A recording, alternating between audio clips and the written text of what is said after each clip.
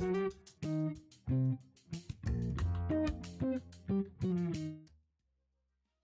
accueillons maintenant sur scène Bruno Collin, directeur des opérations de Sofres, qui va nous parler du consommateur en accès libre.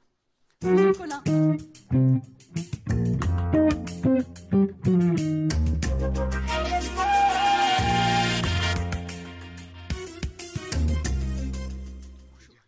Voilà.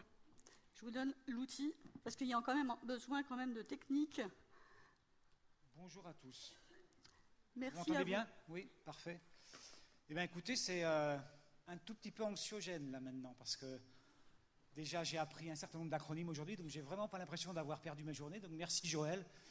Et le deuxième point important pour moi, c'est que je représente une société d'études, une grosse société d'études. Je suis patron d'une usine à chiffres, donc vous devez vous attendre à ce que je vous parle de chiffres, d'études, de produits. Et non, je ne vais pas faire tout ça. Je vais effectivement vous parler du consommateur, je vais effectivement vous parler du monde dans lequel on est, des nouveaux paradigmes auxquels on est confronté. Et tout ça, je vais essayer de vous le raconter de manière la plus simple possible, même si effectivement je lis l'anglais, même si je comprends le français, même si je comprends l'anglais, je vais essayer de vous parler quand même un tout petit peu en français, avec le moins de termes le plus technique possible. Donc on va parler consommateur, on va parler simple. Donc comme je vous l'ai dit, mon propos aujourd'hui est vraiment de vous raconter le monde dans lequel on vit, les nouveaux paradigmes, les nouveaux challenges, les nouveaux consommateurs, comment ils se situent dans cet environnement et comment est-ce que nous, société d'études, pouvons vous aider à comprendre, à avancer, à naviguer donc, dans ce monde actuel. Ça marche. On va vous parler, ou je vais vous parler du marketing et des études de marché telles que nous les connaissons depuis un certain temps. Donc je vous ai pris l'analogie avec Star Wars, c'était le marketing. D'où venons-nous, pardon, excusez-moi. Donc dans cette lointaine galaxie, comment était le marketing ? Le marketing, en fait, il était basique. Au XXe siècle, vous avez tous connu le marketing avec un homme qu'on appelait Homo economicus, c'est-à-dire qu'il raisonnait, il travaillait dans un environnement qu'il connaissait. On parlait d'offres, on parlait de demandes, la marque était vecteur de réassurance et les instituts posaient des questions. Donc c'était un monde très simple avec des normes telles que vous l'avez connu.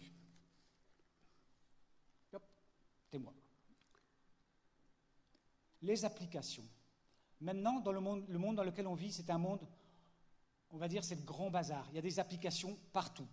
L'homo digitalus, comme on l'entend maintenant, en fait, il a besoin de ces applications pour vivre. Il communique en permanence. Il communique même s'il ne lui pose pas de questions. Il est entouré, il s'exprime librement. Il a beaucoup d'amis qu'il n'a peut-être même jamais rencontrés. Donc ce monde, il est complexe. C'est le même pour vous, pour nous, société d'études, annonceurs, hommes de marketing. Donc c'est un monde en permanence évolutif. On avait tendance à dire il y a un temps pour tout, mais maintenant il n'y a pas de temps pour tout, il y a tout le temps. Donc on a des devices dans chaque poche, on a du Wi-Fi, vous tweetez, vous m'écoutez, vous regardez la télé, on a l'habitude d'avoir l'Internet un peu partout, dans la voiture, à l'Assemblée nationale on peut réagir quand on entend quelque chose. Là certainement vous réagissez par rapport à mes propos. Donc c'est vraiment, on va dire, un monde de médias permanent. On écoute la télé, on écoute la radio en même temps, on fait des tweets, on regarde Internet, on a son iPad face à un écran de télé. Donc c'est vraiment une juxtaposition permanente. Donc c'est un monde très très compliqué dans lequel on vit. J'appelle ce monde le monde de la connexion permanente. Et d'ailleurs, il est intéressant, quand on regarde cette connexion permanente, de regarder ou de noter comment le vocabulaire a évolué. Auparavant, on parlait de brancher, on était branché. Maintenant, on est connecté. On ne parle plus de communication, maintenant on parle de conversation. Rappelez-vous, il y a quelque temps, c'était au début des années 2000, c'était le fameux Cluetrain Manifesto avec un certain nombre de statements qui nous disaient, voilà, les marchés sont devenus des conversations. Où en est-on 12 ans après ? Est-ce qu'on a toujours cette notion de marché-conversation ? Le marketing de masse, comme on le disait avant, est devenu un marketing adressé, est devenu un marketing one-to-one, est devenu un marketing très intelligent. Les flux de messages sont de plus en plus permanents. Ce qui est intéressant à noter, c'est que le silence, c'est quelque chose qui m'intéresse beaucoup, le silence est devenu inquiétant. On recherche le bruit. Petite anecdote, vous partez en voyage, vous partez en vacances, ou vous regardez vos ados. Quelle est la source de stress la plus importante pour eux ? Qu'est-ce que vous mettez en premier quand vous faites vos valises ? Le chargeur de vos appareils. Parce que vous avez peur qu'ils ne soient plus en marche. Vous avez peur d'être déconnecté. Vous avez peur de ne plus être environné par ce bruit. Donc le bruit est devenu la principale, on va dire, la principale chose qui vous entoure est le principal fait du jour. Donc, on a besoin de ce bruit. Le bruit réassure. La question que l'on peut se poser, j'étais aux États-Unis il y a peu de temps où il y avait un professeur du MIT qui parlait de ce paradigme qui était la conversation. Est-ce que cette connexion permanente alimente la conversation et génère de la conversation, ou est-ce que cette connexion permanente tue la conversation? Phénomène assez intéressant. Ensuite, ce bruit qui est permanent, comment l'interpréter? Comment lui donner du sens? Comment s'y retrouver? Beaucoup de questions, et nous sommes là pour vous aider à les retrouver. Autre paradigme intéressant, le paradigme de la marque. La marque était, jusqu'à présent, était phare, était repère, était notion de confiance. C'était un statut. On avait besoin de cette marque pour comprendre. Maintenant, la marque a complètement changé. Le paradigme de la marque même est différent. La marque devient ludique. La marque devient porteur d'amusement. On joue avec la marque, on joue avec ses codes. Ce nouveau positionnement, est-ce que c'est quelque chose de nouveau? Est-ce que c'est quelque chose qui va se substituer à cette notion de confiance? Ou est-ce que c'est quelque chose de différent? Moi, je pense que les deux peuvent juxtaposer. Je pense que la marque doit à la fois être toujours un vecteur de confiance, mais en plus apporter ce côté ludique. Donc la marque se doit de travailler sur les deux. De plus, chaque situation donnée, chaque contexte génère des attentes, génère des besoins. La marque doit être là pour vous accompagner dans ces moments. Et on arrive à ce que j'appelle le power of emotion, c'est-à-dire que la marque a besoin de véhiculer toutes les émotions avec lesquelles on vit. Donc l'émotion est devenue importante. D'ailleurs, même avant, on parlait de crédibilité face aux marques, mais là, on ne parle plus de crédibilité. On a de nouveaux mots, on parle de sincérité par rapport à la marque. Donc également un nouveau paradigme avec les outils avec lesquels vous travaillez. Lorsque nous parlons, lorsque nous recherchons les conversations, on parle du buzz. On dit, oui, le buzz, c'est la communication autour de marques, il faut l'étudier, il faut l'analyser, il faut le regarder. Mais le buzz n'est pas tout. En fait, le buzz est uniquement la face cachée de l'iceberg de la communication. À tout moment, nous conversons, quand nous socialisons, auprès de nos amis, à la télé, à la maison, dans la famille, au boulot. Partout, nous avons besoin de communiquer et ce buzz, il est permanent. Nous avons besoin, si nous voulons comprendre l'intégralité des messages, nous avons besoin non seulement de nous consacrer au buzz Internet, mais également de faire une analyse complète de toutes les communications qui nous entourent. Donc c'est pour ça que l'intégralité de cette analyse est importante. Les marques, en fait, j'ai tendance à dire, sont au sein d'un millefeuille de communication. Et pour comprendre ce millefeuille de communication, à la fois orale, à la fois électronique, à la fois digitale, nous avons besoin d'une sonde, d'un thermomètre. C'est un peu l'analogie que je fais avec la cuisine. Dans ce millefeuille de communication, nous avons besoin à un moment d'avoir une sonde. Et cette sonde va nous restituer non pas uniquement le bruit, mais les messages qui sont permanents autour de cette communication. Notre métier d'institut, il est là. Il est en fait pour analyser, mettre une sonde, d'où le mot sondage, sondeur, mettre une sonde au sein de ces messages de manière à vous restituer l'intégralité de ce qui existe, de ce qui est véhiculé, des messages qui sont véhiculés par toutes ces communications. Donc là est notre positionnement en termes d'institut d'études, vraiment l'analyse de ce bruit et en retirer la substantifique moelle. Autre changement de paradigme, sujet qui intéresse beaucoup. Quand on fait des études marketing, que doit-on faire? Doit-on écouter, ce qu'on appelle maintenant le listening? Doit-on interroger, c'est-à-dire poser des questions? Doit-on faire des études passives? Études passives voulant dire je suis un interlocuteur qui écoute, qui se positionne à côté des messages, j'enregistre et je décode. Ou bien dois-je poser des questions, c'est-à-dire interagir avec cette communication? J'ai un sujet en tête, je veux une réponse, je pose une question. Chaque technique a ses aficionados. Beaucoup d'instituts, on les voit maintenant, se disent il faut aller vers le web crawling, il faut écouter, poser des questions, c'est dépassé. D'autres disent mais non, quand je veux avoir quelque chose de précis, il faut que je pose des questions. En fait, beaucoup d'études ont été menées sur ces deux techniques.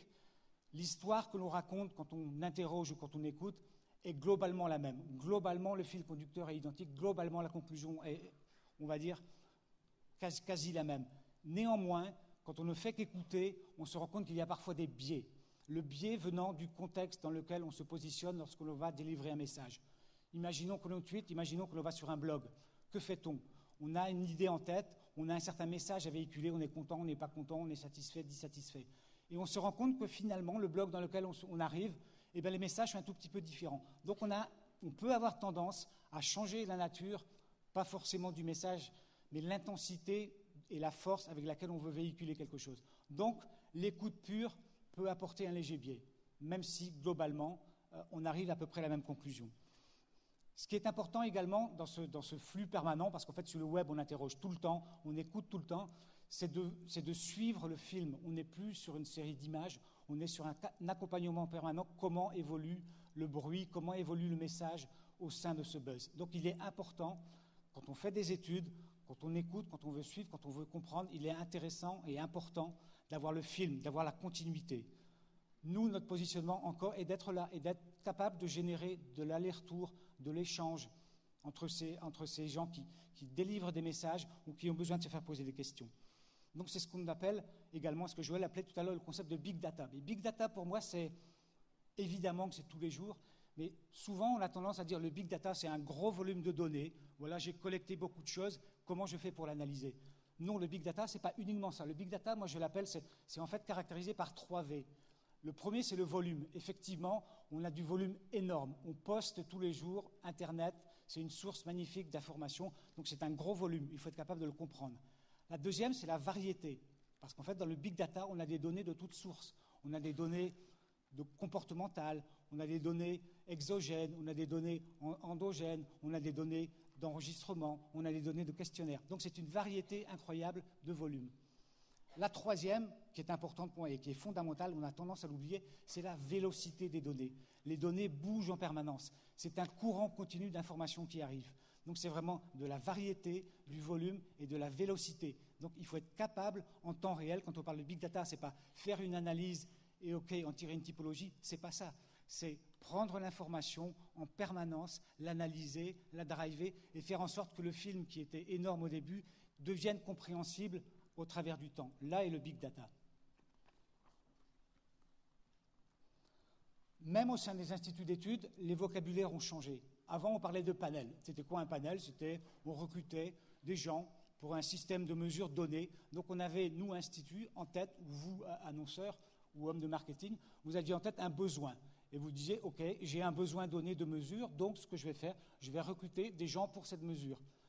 Eh bien non, maintenant on fait l'inverse. Maintenant, on va travailler avec des gens qui partagent, des personnes, des individus, des citoyens, qui partagent les mêmes valeurs. Donc on va travailler au sein des communautés. Donc c'est l'individu lui-même qui définit la valeur avec laquelle il va vouloir échanger avec un certain nombre de personnes. Et donc le paradigme de construction des échantillons est inversé. C'est plus l'institut qui va dire « je monte parce que j'ai une mesure », mais qui va dire « voilà, je sens une valeur qui émerge, donc je vais échanger avec ces gens-là et donc je vais travailler avec la communauté ». De même, l'intervieweur devient interviewé, ou l'interviewé devient intervieweur. De plus en plus, le panéliste, l'individu, le citoyen, lui-même nous remonte de l'information. Lui-même, il va collecter des images. Lui-même, il va interroger ses amis. Et donc, il va lui-même remonter de l'information. Donc, l'interviewé devient l'intervieweur. Autre phénomène important, et c'est vraiment un changement de paradigme qui, pour moi, est fondamental, c'est l'institut, c'est l'étude, c'est la donnée marketing qui devient une monnaie d'échange, qui devient une currency pour tous. Esomar a travaillé là-dessus et a sorti un papier intéressant qui s'appelle la réitocratie, à savoir qu'on a besoin d'être entouré de benchmarks. Le consommateur, il a besoin, pour naviguer au sein de marques, il a besoin de savoir, OK, est-ce que les gens qui partagent les mêmes valeurs aiment, n'aiment pas?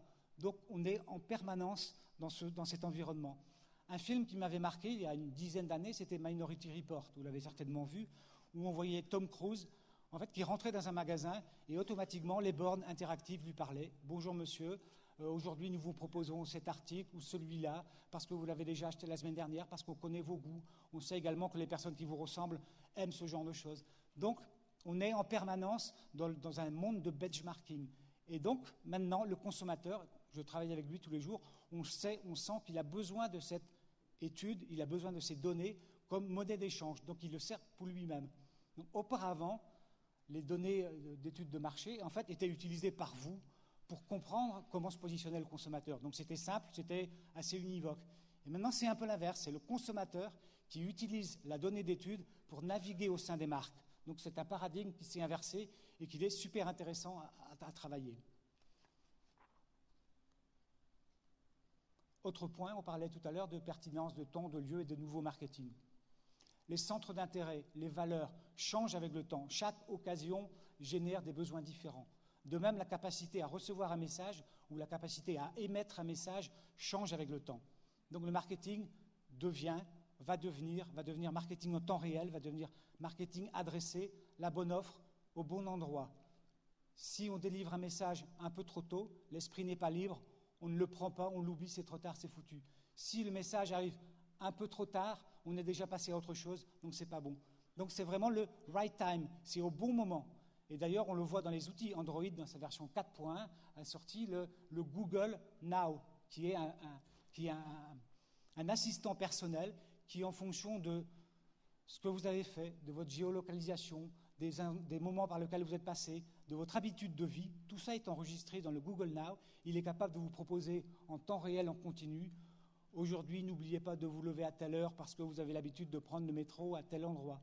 Donc tout ça arrive, donc l'instantanéité et le marketing adressé, c'est vraiment quelque chose de tous les jours.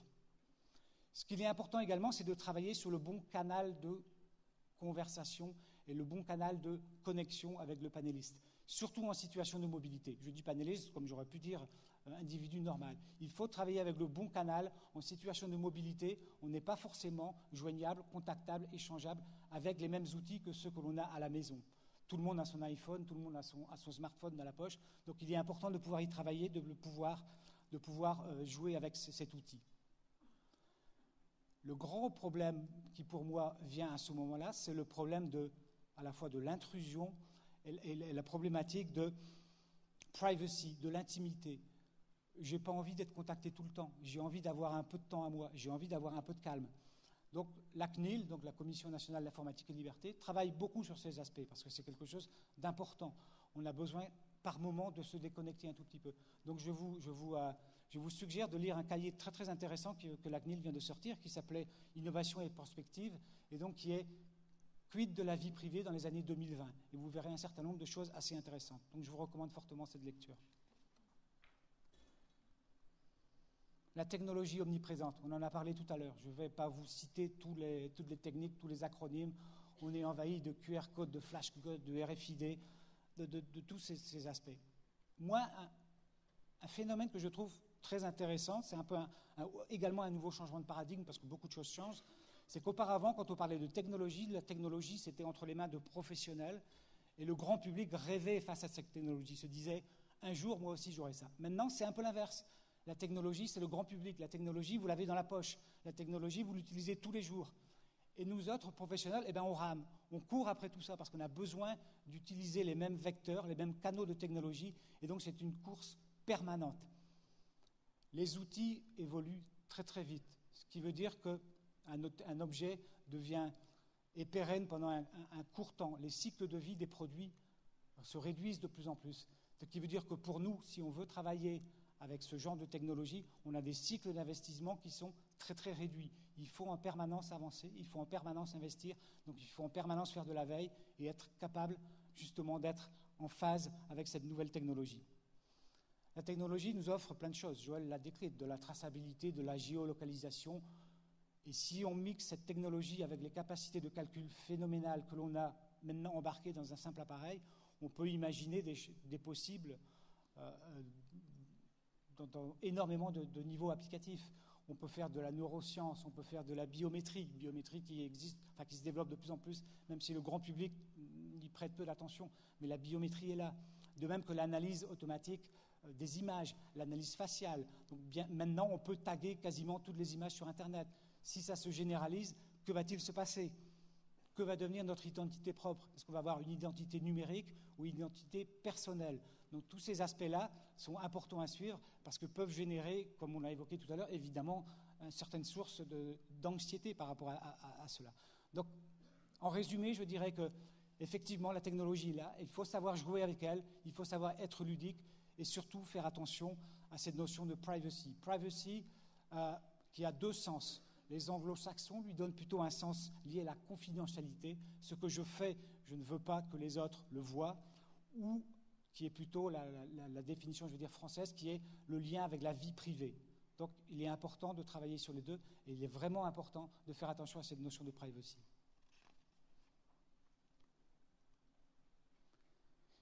In fine, devant tous ces paradoxes, je pense qu'il faut être totalement pragmatique. On ne peut pas dire à l'avance ce qu'on va faire. Il faut savoir jouer avec les événements. Il faut être capable, pour nous, d'écouter. Il faut être capable d'interroger, poser des questions, interagir. Quand j'ai commencé à travailler dans les études de marché, il y a quelques temps, déjà quelques décennies, on va dire, à l'époque, il y avait un fossé monstrueux entre les études qualitatives et les études quantitatives. Maintenant, la frontière a complètement disparu. On parle de quali-quanti, donc il faut être capable de faire les deux. Il faut être capable de socialiser, d'interagir avec les communautés. Il faut être capable d'accompagner, il faut être capable de rassurer, il faut être capable de divertir. Donc c'est un métier multifacette. Je dirais que c'est aussi l'intérêt de cette nouvelle génération. Avant, on était très basique. Le métier des études, il évoluait une fois tous les 10 ans. On faisait du papier crayon pour interroger les gens. Puis on est passé avec du téléphone qui était capable d'enregistrer des communications et de faire des questionnaires par téléphone. On est passé avec des laptops. Maintenant, toutes les semaines, on a des nouvelles technologies qui débarquent. Donc c'est un peu le mélange de ces paradoxes. Et c'est super intéressant à noter. Jusqu'à présent, on disait, pour être à la pointe d'eux, il faut être petit, parce qu'être petit, c'est souple. Mais maintenant, on nous demande de la souplesse tout le temps. Il faut faire le grand écart en permanence, et en plus, un grand écart au moins cher possible. On en a parlé, mais il faut également travailler sur cette notion de prix, parce qu'il faut être accessible. Et bien, paradoxalement, maintenant, pour être souple, il faut être gros, parce que qui dit gros dit capacité d'investissement, capacité à faire de la veille technologique et capacité à être présent là où le consommateur nous attend. Donc c'est important. Le titre de mon papier parlait de consommateur en accès libre. Oui, le consommateur est en accès libre. Oui, il communique. Oui, il émet beaucoup de bruit. Mais ces bruits sont complexes, ces bruits sont variés, ces bruits ne sont pas canalisés. Donc c'est un peu un magma dans lequel on ne voit ni le sens, ni la direction, ni le contenu. Donc cet environnement, comme on le disait tout à l'heure, rend évidemment anxiogène. On se demande où est-ce qu'on est, comment interagir, comment travailler. En fait, ce que l'on vous propose, c'est de vous apporter une grille de décodage, c'est de vous apporter de la simplicité dans ce monde très complexe. Donc c'est un futur qui est attractif, qui est fascinant, qui est intéressant, et c'est ce futur que nous devons travailler avec vous. C'est ce futur que nous devons travailler à la fois pour nous, mais également pour vous, parce que vous avez besoin de comprendre ce monde. Face aux technologies, face à toutes ces technologies, on en a évoqué un certain nombre, nous devons être agnostiques, c'est-à-dire que nous devons être capables de travailler avec n'importe laquelle de ces technologies, parce qu'il le faut pour nous, mais il le faut pour vous. Nous devons interagir à tous les niveaux.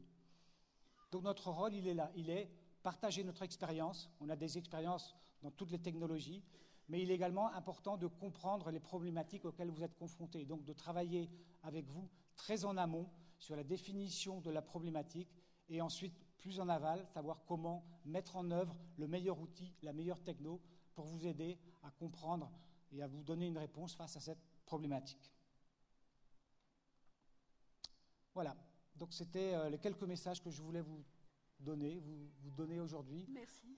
Et si vous avez des questions, je suis à votre disposition. Conversons. Eh bien, je vous invite à vous asseoir parce que, effectivement, nous sommes entre gens du marketing. Donc, toutes les questions, je le rappelle, sont posables. Et juste pour faire le lien avec l'intervention précédente de Joël de Ronet, j'avais envie de vous poser la question suivante. Parce que tout à l'heure, il nous a dit qu'il suffisait finalement d'embaucher des jeunes stagiaires. Enfin, il ne suffit peut-être pas, mais en tout cas, c'est une des pistes à avoir. Embaucher des jeunes stagiaires pour mieux comprendre ce monde de l'Internet, pour être plus fluide, pour plonger dans le grand bain finalement. Cette mutation, vous la subissez, vous aussi, les instituts d'études de plein fouet. Comment vous-même, en interne, vous adaptez ? Est-ce que vous avez fait appel à de nouveaux profils ? Est-ce que vous avez changé le cycle de production des études ? Vous nous avez expliqué, vous changiez un petit peu la méthodo dans la mesure où il y avait plus d'interrogations que de questions, de simple écoute. Non. Bonne question. La réponse est complexe. Mais la première chose, le premier élément notable est que dans les instituts d'études, j'ai l'impression qu'au lieu d'embaucher des professionnels qui peuvent être, on va dire, empreints d'une certaine culture venant de l'université, on a plutôt tendance à embaucher du grand public, des non-professionnels.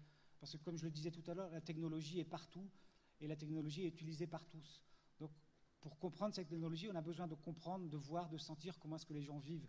Donc je dirais paradoxalement, on a besoin de non-professionnels au sein des entreprises pour voir comment ces non-professionnels travaillent, comment ils réagissent, comment ils intègrent la technologie dans le monde de tous les jours. Donc je dirais, on va moins chercher de la professionnalisation que du grand public. Donc c'est des stagiaires, des gens de tous les jours. Donc je dirais, il n'y a plus de profil de base qui drive vers les instituts d'études. Tout le monde peut venir, et on a besoin de tout le monde. Parce que la technologie, il faut l'intégrer, il faut la comprendre, et elle est grand public maintenant, la technologie. Alors, il y a des étudiants dans la salle, là, ça va les intéresser, je pense que particulièrement ce que vous venez de dire.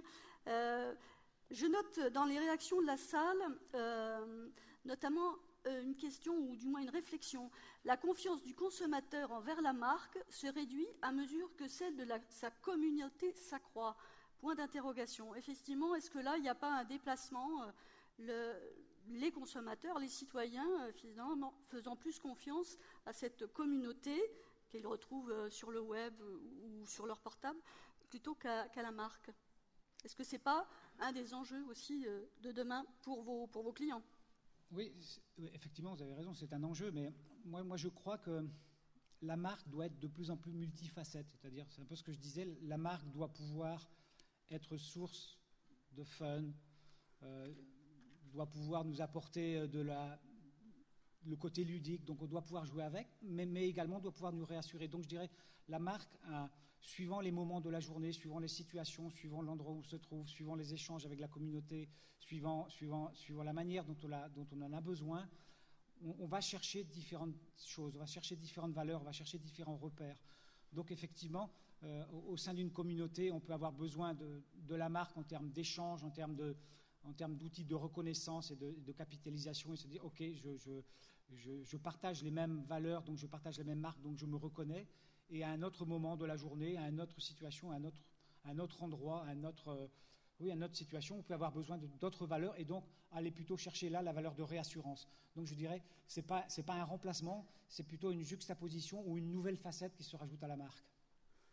Est-ce qu'il n'y a pas des marques qui... Enfin, c'est une réflexion que je fais, je ne vais peut-être pas vous poser une question là-dessus, mais est-ce qu'il n'y a pas des marques qui seront, de toute façon, compte tenu de leur secteur d'activité, plus naturellement ludiques que d'autres? Je pense que Red Bull a plus de facilité à communiquer que les laboratoires pharmaceutiques, par exemple. Oui, non, dans mais ce domaine-là.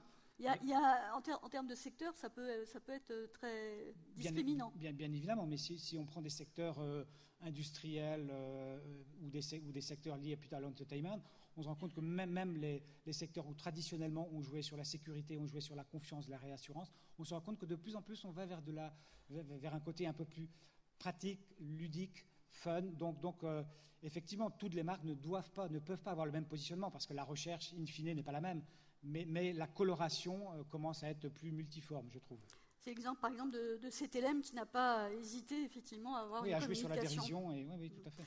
Alors, vous avez évoqué également le problème de la privacy, enfin de tout ce qui est intrusion, finalement, par rapport à vos panélistes. Oui, panélistes ou hommes de tous les jours. Comment comptez-vous résoudre du moins cette contradiction? Est-ce que vous avez besoin, au stade actuel, puisque vous avez dit que c'était un grand bazar, peut-être y compris en termes réglementaires ou d'autorégulation, comment vous abordez ce problème-là? Est-ce que vous sentez le besoin, justement, qu'il y ait peut-être une réflexion commune ou des règles d'autoconduite qui soient élaborées? Différents aspects. Le premier, c'est que désormais, dans quasiment toutes les sociétés d'études, il y a ce qu'on appelle un correspondant informatique et liberté qui est là pour s'assurer que les règles déontologiques sont là et qu'il n'y a pas de souci de ce point de vue. Première chose. Deuxième chose, les instituts travaillent de plus en plus en relation avec la CNIL parce que le côté juridique est important. Donc ça, c'est un autre aspect. Troisième aspect, on commence à voir, venant des États-Unis, des phénomènes liés à certaines communautés qui se disent, nous, on en a ras-le-bol d'être contactés en permanence. Donc on a des lobbies qui s'appellent Do Not Track, Do Not Call, ils font des lobbies avec des fournisseurs Internet qui se disent « Ok, nous on veut par définition, j'ai mon badge, je ne veux pas être en permanence suivi ». Donc ça c'est des lobbies qui viennent et qui commencent à arriver en Europe. Autre point. Et dernier phénomène, ou dernier aspect, la Commission européenne, donc à Bruxelles, travaille énormément sur ces aspects parce que jusqu'à présent, chaque pays a sa réglementation qui lui est propre. La France a sa réglementation, l'Allemagne a sa réglementation plus ou moins contraignante. Et en fait, ce que la communauté européenne essaye de faire, est de travailler avec tous les pays, travailler avec tous les juristes et travailler avec tous les professionnels du métier pour pour définir une charte de privacy qui sera la même pour tous, parce qu'il y a plus de, on en a parlé, il n'y a plus de frontières, Internet est partout, n'est plus français, n'est plus allemand, n'est plus espagnol. Donc les lois doivent un jour pouvoir s'appliquer à tous. Donc la Commission européenne y travaille, et c'est vraiment un sujet central dans tous les instituts d'études. C'est ce qu'on appelle aussi l'explicit consent, c'est-à-dire que quelqu'un qui donne son avis, qui réagit face à une question, face à une interrogation, doit savoir en parfaite connaissance de cause où est-ce que sa donnée va atterrir, ce qu'on va en faire. Donc c'est ce qu'on appelle, je sais de façon explicite ce à quoi je réponds. Donc ce dossier-là est à suivre. Dernière question, vous avez beaucoup parlé du positionnement des instituts d'études. C'est vrai que finalement, alors il y a un peu une contradiction, alors que pratiquement les annonceurs ont de plus en plus besoin d'avoir des repères et d'avoir des conseils sur comment évolue le consommateur. En même temps, les marques sont devenues elles-mêmes en prise directe avec leurs clients. J'avais en tête l'exemple de Citroën, qu'on entendra peut-être tout à l'heure, enfin c'était Xavier Duchemin qui disait que pour la DS, il testait en direct sur les réseaux sociaux certaines couleurs de modèles ou certains noms de modèles. En réactif, ils pouvaient changer leur produit et ils considéraient, on lui avait posé la question, mais est-ce que l'échantillon est suffisamment large? Est-ce que, bon, quand on a je ne sais plus combien de millions de fans sur Internet, on peut effectivement avoir ce type de dialogue direct avec ses clients. Est-ce que ça ne change pas justement totalement le positionnement des instituts d'études? Si, par définition, ça va complètement changer le positionnement. L'institut d'études, il ne faut plus être dogmatique. L'institut d'études n'est plus là, on ne va plus être là pour dire voilà monsieur l'annonceur, voilà monsieur le fabricant, ce que vous devez faire, parce que nos études ont montré que c'est plutôt un accompagnement. Donc la marque, l'annonceur, le fabricant peut effectivement dialoguer, converser, échanger avec ses futurs utilisateurs ou avec ses utilisateurs réguliers. C'est un fait.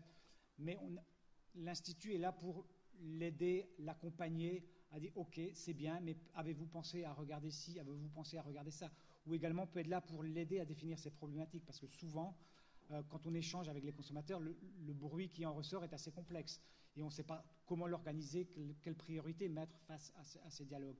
Donc c'est plutôt de l'accompagnement plutôt que de l'échange, on va dire, de maître à élève. C'est plutôt un accompagnement, et c'est plutôt, oui c'est ça, c'est de la continuité dans l'accompagnement et dans une espèce de jeu de rôle qui a un peu changé. Très bien. Là aussi, je pense que le futur va nous promettre de nouveaux rebondissements. Merci encore, Monsieur Bruno Collin, de vous être livré à cet exercice. Eh bien, écoutez, là, je vous propose une première pause, mais avant... Merci.